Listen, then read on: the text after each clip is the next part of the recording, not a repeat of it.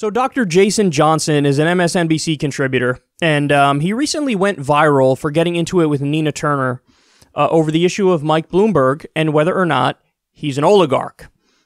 Jason Johnson was taking the position, don't use that word, and Nina Turner was taking the position of, why would I not use that word? That's definitely an accurate description for what he is. So what are you talking about? Why are you protesting on this point? Well, Dr. Jason Johnson wanted to clarify on those statements, and he wound up making his situation way worse. What actually happened on the air was she was doing an interview with Chris Matthews, and she referred to Mike Bloomberg as an oligarch. And she was like, we got to do something about these oligarchs, et cetera, et cetera. And I was like, good God, really? Really? Is this what we're doing? And so the studio said, hey, Jason, would you like to say something? I said, look, this is not the kind of language that you should be using in campaigns. This is that high-minded grad school cipher crap that a bunch of sort of liberal pinheads want to throw out because they want to sound smart. You don't go around calling people oligarchs in America. First off, most people don't even know what the hell it means. But he is kind of an oligarch, though. But that's not the issue.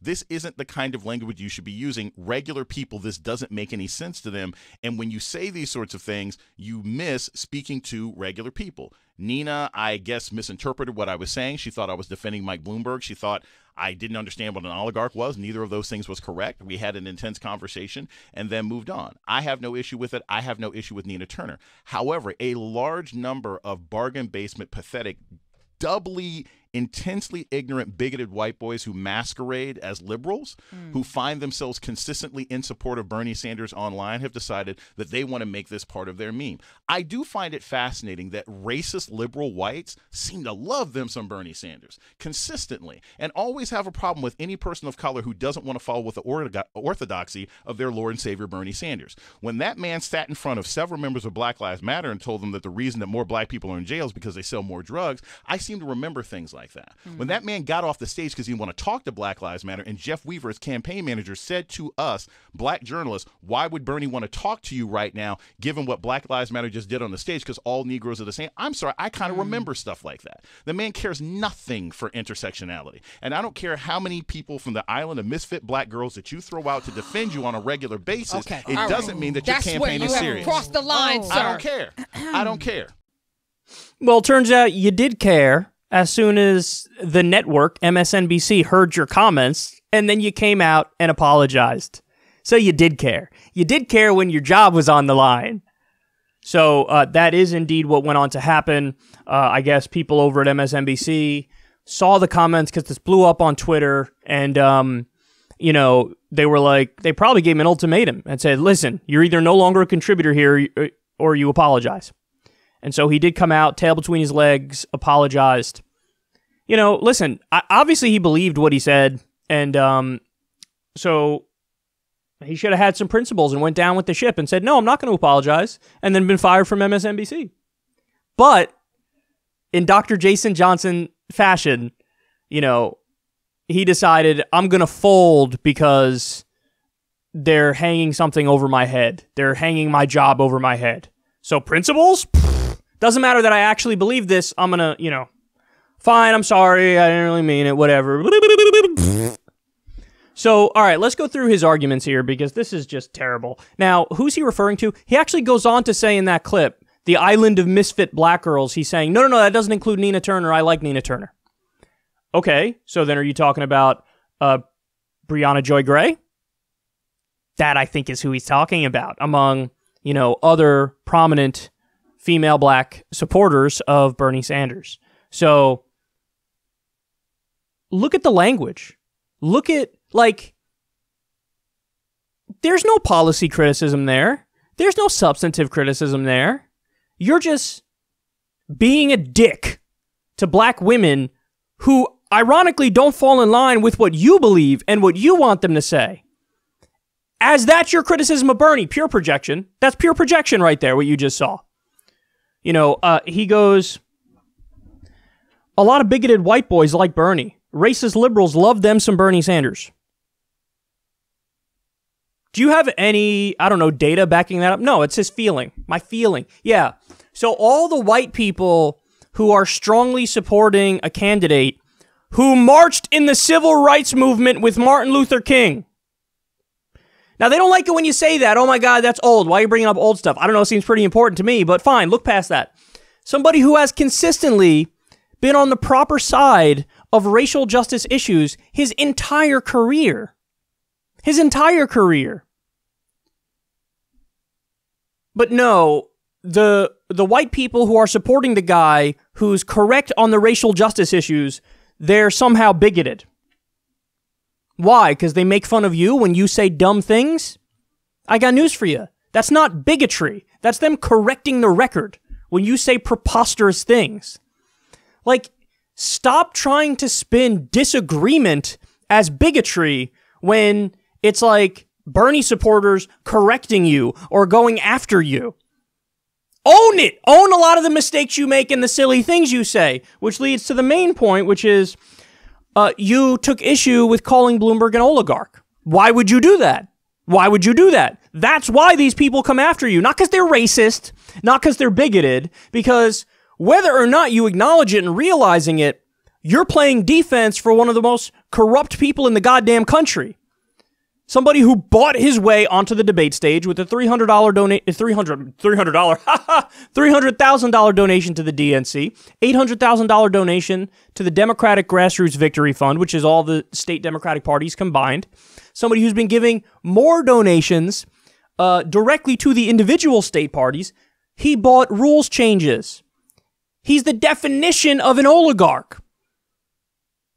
Forget the fact that he even, bought changes to term limits as for mayor of New York City, banned big gulps, blocked a minimum wage increase. I can go on and on. Banned feeding the homeless in New York City. You don't like the language, and so you're triggered by it. Don't call him that. Why? Why would you not call him that? Truth is always a defense, and it's true. Even the host there was like, he is kind of an oligarch, though, and he's like, that's not the point. Okay, so what's the point? Well, he goes on to say, regular people don't talk like this. Oh, I see. So your point is the average voter is stupid and you should try to talk down to them. No deal. No deal.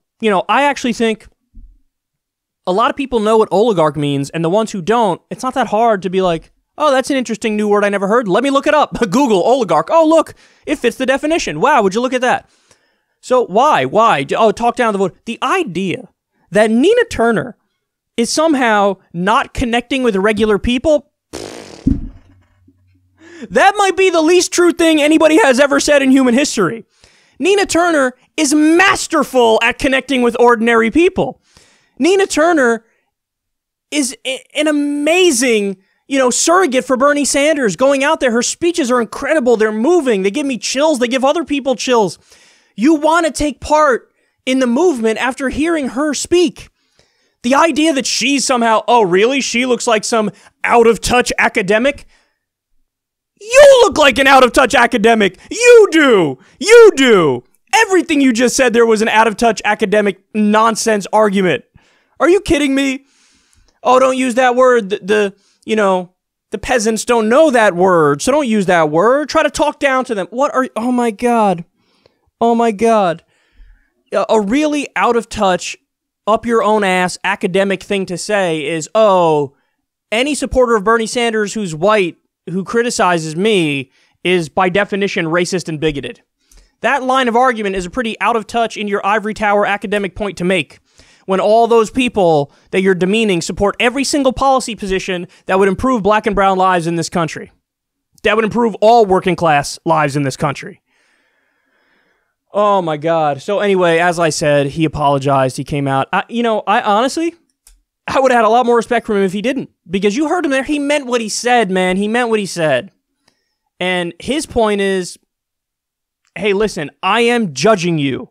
If you're a black woman who supports Bernie Sanders, I am judging you. I think you're a misfit. I think you're from the island of misfit black girls. So tell me again who's a bigot, Dr. Jason Johnson. Tell me again who's a bigot. Seriously, did you not stop and reflect on this? The fact that you feel like you can get away with casually referring to black women who support Bernie Sanders as the island of misfit black girls? Isn't that kind of a bigoted thing to say? So that's what they're like, because they support him and I don't like him. Well, just so you know, Bernie Sanders is leading among people of color by a mile and a half. So when you accuse these people of being misfits or being bigots, you're accusing more people in the Democratic base than any other candidate has. So listen, I'll say what I said in a different context as well. If you think Bernie Sanders supporters are uniquely bad or misfits or whatever you want to call them, whatever negative word you want to call them, well, then you have a giant problem with the Democratic base. So maybe, and I'll just throw this out there, maybe you're in the wrong party. I'm just trying to help you out. If you're going to defend Bloomberg and say, oh, he's not an oligarch, oh my God, you're going to defend him when all of his policy positions and every move he's taken is deeply corrupt and proves he's an oligarch. If you're going to defend him on that, and you're going to go after the most diverse working class coalition in this entire race, maybe you're in the wrong party. Maybe it's not really that you have a problem with Nina Turner, it's just you have a problem with left politics in general. Because that's sure what it sounds like to me. Now go have fun at your elitist, network MSNBC, where you guys sit around all day and mock and make fun of somebody who's trying to improve lives and get everybody Medicare for all, free college, ending the wars, a Green New Deal, legalizing marijuana, freeing every nonviolent drug offender, eliminating student loan debt, eliminating medical debt. Go ahead. You make fun of that candidate and let me know how that works out for you.